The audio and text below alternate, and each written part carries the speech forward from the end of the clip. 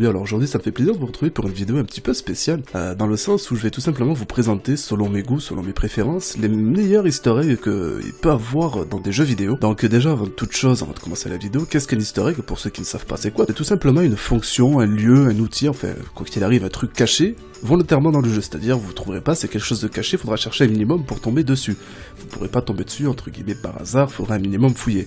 L'exemple tout simple que je peux vous donner, par exemple, si vous allez sur Google, et dans la barre de recherche Google, vous marquez la réponse à la vie et vous faites entrer. Et vous verrez, vous comprendrez sûrement de quoi je vais vous parler. Alors avant toute chose, je ne vais pas dire que cette vidéo-là sont les meilleurs easter eggs, c'est avant tout, on va dire, classé selon mes goûts. Ça peut être des easter eggs sérieux, ça peut être des easter eggs fun, mais clairement, avant de me faire insulter par rapport au dernier que je vais vous présenter, parce que je sais très bien qu'il y en a majoritairement d'entre vous qui vont pas y croire, croyez-moi sur parole, j'ai fait mes recherches et j'ai vraiment fouillé partout, et dans cette vidéo-là, je vous dis pas, j'invente pas les choses. Voilà, je préfère vous le dire avant que je me fasse insulter ou quoi que ce soit, parce que clairement le dernier, je vous le dis, il va vous faire halluciner.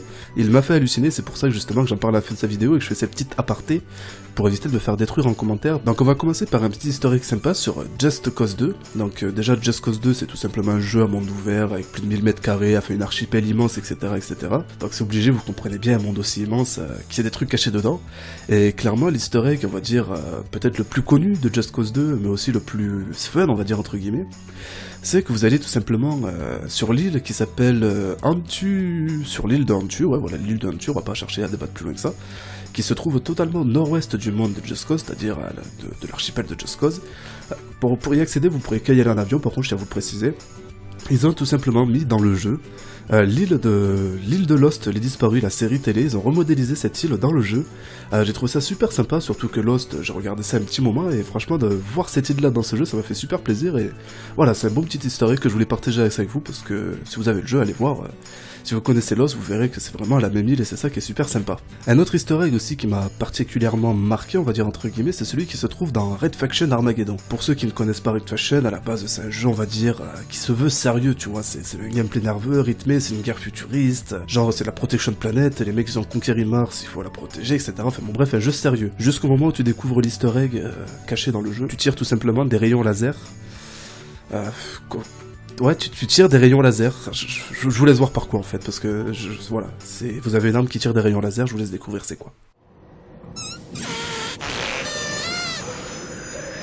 The only way through is to destroy the power source.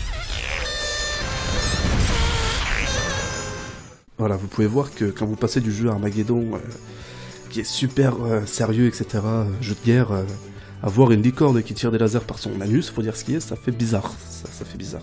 Bon après aussi sûrement le jeu, et aussi je suis obligé de parler, parce que tout simplement j'ai passé le plus de temps dessus, c'est GTA 5, je veux dire GTA 5 qui est rempli d'easter eggs, à la fois fun, à la fois sérieux, à la fois trouvé, à la fois pas trouvé, comme par exemple l'easter egg du jetpack, qu'on sait toujours pas s'il est dedans, quoi qu'il arrive, personne n'a réussi à déchiffrer entre guillemets ce mystère, mais comme d'autres easter eggs par exemple qui ont été trouvés dernièrement, justement par rapport aux cadavres dans la mine abandonnée, ou après des easter eggs un petit peu moins énigmes, un peu plus sympas, comme par exemple les soucoupes volantes au fond de la mer, etc., les aliens un petit peu par-ci par-là, ou comme tout simplement le Bigfoot, et oui pour ceux qui ont joué, bon ce easter egg aussi a été trouvé, d'où vient le nez de Bigfoot, mais bon je veux dire ça fait bizarre, vous voyez ce que je veux dire, il y avait pas mal d'easter eggs dedans et ça c'était super sympa et je pense que ce jeu clairement, on a encore beaucoup d'heures avant de tout découvrir à l'intérieur. Je parle pas de l'histoire, mais vraiment des easter eggs, je pense qu'on a encore beaucoup d'heures devant nous avant de tout vraiment découvrir là-dedans. Donc après aussi des easter eggs que j'avais trouvé moi-même sur le jeu Rise Son of Rome, vous savez très bien que quand on trouve un easter egg soi-même, c'est toujours « Waouh, c'est trop bien !» Tu vois ce que je veux dire, mais j'avais trouvé à l'époque, bon je pense pas être le premier, loin de là, hein, je pense que même certains d'entre vous doivent le connaître, mais c'était tout simplement, je crois que c'était au chapitre 3, il y avait au chapitre 3, ouais, il y avait trois groupes de crânes cachés un petit peu partout sur la plage, et quand justement vous les découvrez, vous les activez tous, vous avez droit à un magnifique easter egg qui était tout simplement la Légion Fantôme qui débarquait depuis leur vaisseau fantôme, entre guillemets, leur bateau fantôme. C'était super impressionnant, super beau, et ça changeait pas grand chose, mais juste à part pour la beauté de toute façon du jeu, c'était juste génial, un easter egg comme ça, c'était vraiment beau. Et le plus gros easter egg que je pense que j'ai découvert en faisant ces recherches pour cette vidéo là, ça a été tout simplement l'easter egg de Trial Evolution. Donc pour ceux qui savent pas, Trial Evolution, c'est un jeu qui était sorti sur 3.6, sur PC, un truc comme ça, et PS3, où tu faisais du trial, je veux dire, le jeu simple, arcade, etc. Mais l'easter egg qui s'y cache dedans, je crois que c'est le plus élaboré qu'il y ait jamais eu. Dans le sens où, même moi, même encore à l'heure actuelle, je vous dis, je vous fais cette vidéo, mais j'ai du mal à y croire, tellement il est abusé. Donc c'est pour ça, avant de m'insulter de menteur ou quoi que ce soit, les gars, ou que je dise des conneries, faites vos recherches sur ce que je vais vous dire, et vous verrez que vous trouverez beaucoup de sites qui en parlent. Donc, dans ce jeu, l'easter egg est tout simplement une chasse au trésor, en vrai. C'est-à-dire, c'est un easter egg qui sort du jeu. C'est une vraie chasse au trésor, c'est-à-dire avec vraiment des coffres en vrai, etc. à trouver.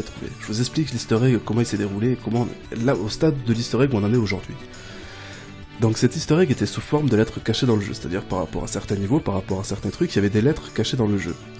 Bout à bout, une fois que tu avais trouvé toutes les lettres, c'est-à-dire sur les forums ils ont passé des heures et des heures à trouver toutes ces lettres cachées, tu avais des instructions à suivre.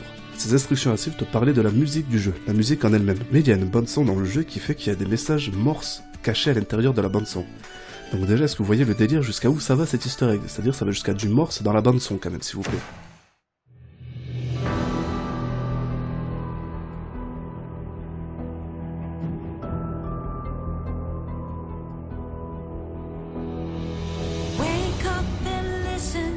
The secrets are hidden in the brighter tones.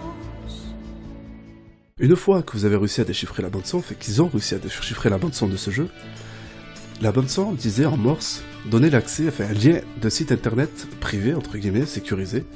Donc c'est-à-dire, ce site internet était privé, il fallait obligatoirement un mot de passe pour y accéder. Le mot de passe était assez facile à trouver dans le sens où chaque jour sur ce site, une image codée apparaissait, et il fallait trouver la lettre du mot de passe codé dans cette image. Donc déjà bien galère, t'as compris que déjà l'easter egg, déjà t'es parti de déchiffrer du morse dans une bande audio, et là maintenant tu te retrouves à trouver des messages cryptés pour trouver un mot de passe pour accéder à un site. Et là commence vraiment le what the fuck, parce qu'encore jusqu'à là c'est mignon. Le vrai what the fuck se trouve au moment où, quand ils ont réussi à déchiffrer le mot de passe du site, le gros problème est qu'en fait ce site donnait des localisations GPS pour localiser 4 clés. Donc c'est-à-dire ces clés étaient cachées dans des coffres dissimulés aux 4 coins du monde. Je tiens à préciser que c'est pas des conneries. Il y en avait une à Sydney, à Bath en Angleterre, une à San Francisco, une à Helsinki en Finlande. Vous comprenez que c'est pas la porte à côté tout ça. Donc dans le coffre, une fois que les coffres ont été trouvés, parce que oui clairement en fait il y a 5 coffres, ils en ont trouvé que 4 à l'heure actuelle. Donc dans un des coffres comportant justement ces clés, il y avait une plaque avec marqué dessus sur la plaque mot pour mot: midi, en l'an 2113, le premier samedi du mois d'août, l'une des 5 clés ouvrira la boîte sous la tour Eiffel. Donc vous imaginez un petit peu le délire que pour trouver la fin de cette easter egg, ce que cache cette boîte, il va falloir que ça se fasse sur une génération. Ce que je veux dire, en 2113, moi je serais sûrement plus là. Tu vois ce que je veux dire? Et sûrement toi aussi qui regarde cette vidéo, dis-toi pas ça, mais tu seras sûrement plus là. Ça sera sûrement ton fils ou ton petit-fils surtout qui va s'occuper de ça. Tu vois ce que je veux dire? Un easter egg qui se passe sur 1 à 2 générations, c'est un truc de fou. Et dites-vous qu'à l'heure actuelle, personne ne sait encore ce qui se cachera dans cette boîte. Ça, c'est le grand mystère. Il n'y a que Anti qui le sait. Anti est tout simplement le développeur, entre guillemets, de Trial Fusion.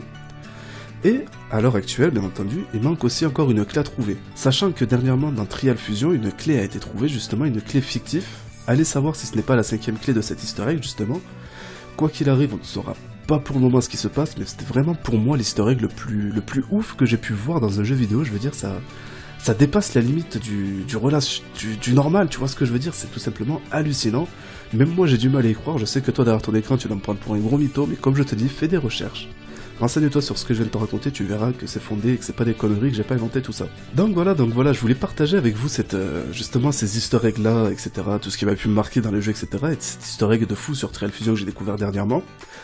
J'espère concrètement que cette vidéo vous a plu. Clairement, parce que ça me fait plaisir aussi de changer un petit peu de style de vidéo. En tout cas, j'espère que ça vous aura plu. J'espère que vous aurez passé un bon petit moment à m'accompagner. Et si c'est le cas, n'hésitez pas à mettre un petit like, un petit commentaire, et me dire pour vous quel easter egg vous a marqué.